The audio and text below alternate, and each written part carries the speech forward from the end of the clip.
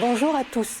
Vous connaissez tous la petite phrase du général de Gaulle « Vers l'Orient compliqué, je volais avec des idées simples ». L'inverse est aussi vrai pour certains États. Vers l'Orient simple, ils interviennent parfois avec des idées compliquées ou avec des jeux d'influence alambiqués qui viennent tout compliquer. Jugez par exemple de la dernière déclaration de Sergueï Lavrov, le ministre des Affaires étrangères russe, a sérieusement mis en garde Israël contre d'éventuelles frappes sur le Liban. Cette admonestation russe intervient après les accusations lancées contre le Hezbollah à l'ONU par Benjamin Netanyahou. Selon le Premier ministre israélien, le parti de Dieu chiite cacherait des missiles. Nous mettons en garde contre toute attaque et toute violation de l'espace aérien libanais, a averti M. Lavrov. Plus encore, il a indiqué que toute attaque contre le Liban serait une grave violation des lois internationales. Nous nous élèverions contre une telle action. Réponse franche à Benjamin Netanyahou qui avait martelé à la tribune de l'ONU « J'ai un message pour le Hezbollah. Israël sait ce que vous êtes en train de faire et ne vous laissera pas vous en tirer comme ça. » So I have a message for Hezbollah today. Israel also knows what you're doing. Israel knows where you're doing it. And Israel will not let you get away with it. Contre cette accusation, le ministre libanais des Affaires étrangères Gebran Bassil a emmené 73 diplomates sur les sites désignés et a rappelé qu'Israël avait violé l'espace aérien et maritime libanais 1417 fois les 8 derniers mois. L'intérêt russe pour le Liban est aussi à comprendre comme un retour toujours plus affirmé sur la scène internationale, après la Bérésina qui a suivi la chute de l'Empire soviétique. Donc, la Russie semble doucement, après la Syrie et l'Iran, regarder désormais du côté du pays du Cèdre. 3 pays à majorité ou composante chiite, comme si la Russie se posait en tant que leur protecteur nouveau, presque naturel. En face, on trouve en symétrie les États-Unis et la protection offerte à certains pays sunnites de la région et bien sûr Israël.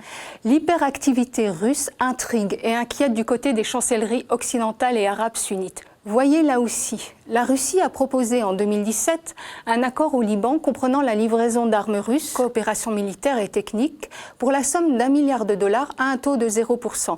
Offre en or.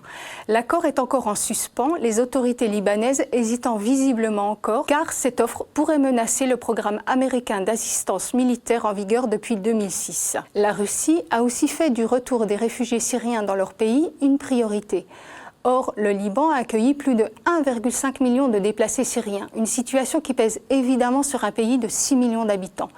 Cette initiative ne peut être que favorablement accueillie à Beyrouth. La Russie a une stratégie simple, se présenter comme le deal maker, comme on dit en mauvais français, ou plutôt le médiateur dans de nombreuses crises, en Syrie et en Libye par exemple. En Syrie, la Russie s'est engagée dans le conflit aux côtés de l'État syrien et de l'Iran.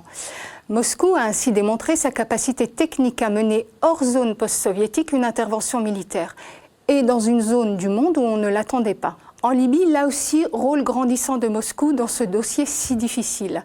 La Russie construit peu à peu sa stratégie de médiateur dans le chantier post-conflit. Moscou a très mal vécu l'opération de l'OTAN et le renversement du colonel Kadhafi en 2011. Souvenez-vous, Dimitri Medvedev, alors président, avait refusé d'opposer son veto au vote par le Conseil de sécurité de l'ONU de la résolution 1973.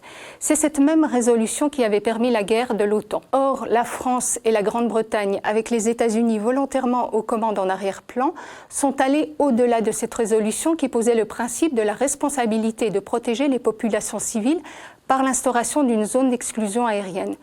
Ce qui a pu donner aux Russes et aux Chinois le sentiment qu'ils avaient été dupés, car la résolution a été transformée en processus de changement de régime. On ne peut d'ailleurs comprendre la position russe sur la Syrie et son désir de se déployer dans la région Méditerranée-Moyen-Orient sans ce précédent libyen. Désormais, la Russie a indiqué, plusieurs fois par la voix de Sergueï Lavrov, vouloir aider les Libyens à rétablir leur intégrité territoriale, leur État.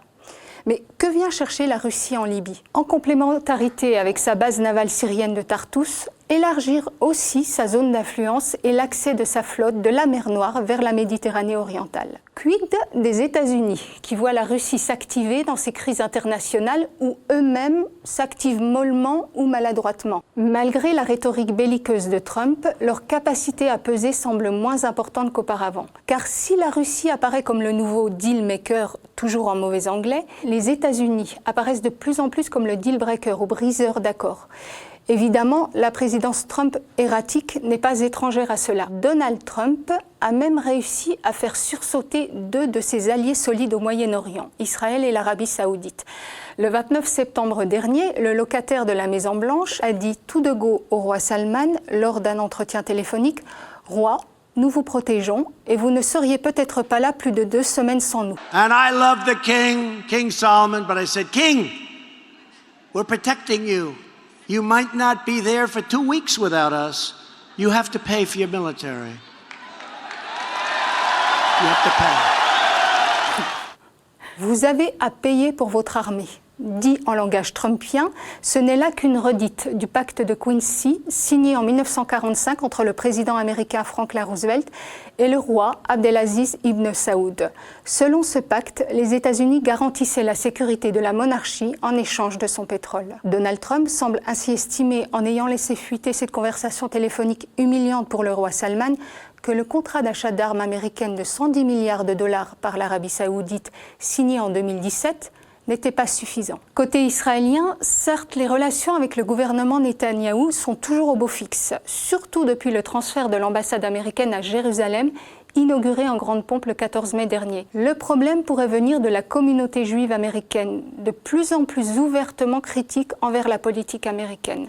Le Jewish People Policy Institute, un think tank dont le but est de promouvoir et de sécuriser le peuple juif et Israël, a présenté au gouvernement israélien un rapport en septembre dernier. Il y est dit que les organisations israéliennes et juives américaines devraient renforcer leur prise de conscience d'une tendance à la frustration croissante au sein de l'administration Trump, selon laquelle les démarches pro-israéliennes du président, notamment le transfert de l'ambassade à Jérusalem, ne sont pas suffisamment appréciées par la communauté juive américaine. Or, on sait que toute variation dans la politique intérieure américaine peut avoir des effets aux abords de Tel Aviv, évidemment, mais aussi Beyrouth, Damas, Riyad et même Téhéran. À propos de Téhéran d'ailleurs, là aussi, les États-Unis viennent de subir un revers, voire un camouflet juridique qui indique comme un essoufflement de sa politique au Moyen-Orient. En mai dernier, les États-Unis étaient sortis de l'accord nucléaire iranien conclu en 2015. Washington avait aussi rétabli les sanctions contre l'Iran. Or, saisie par Téhéran, la Cour internationale de justice a ordonné à Washington de ne pas entraver les transactions liées à des biens humanitaires. On l'a compris, les États-Unis ressemblent de plus en plus au Moyen-Orient à un Gulliver empêtré, ce qui laisse un vide que la Russie se montre empressée à combler. Rien de nouveau sous le soleil, c'est toujours la réelle politique des États, le plus froid des monstres froids. Alors oui, vers l'Orient rendu compliqué, cessons les idées simples.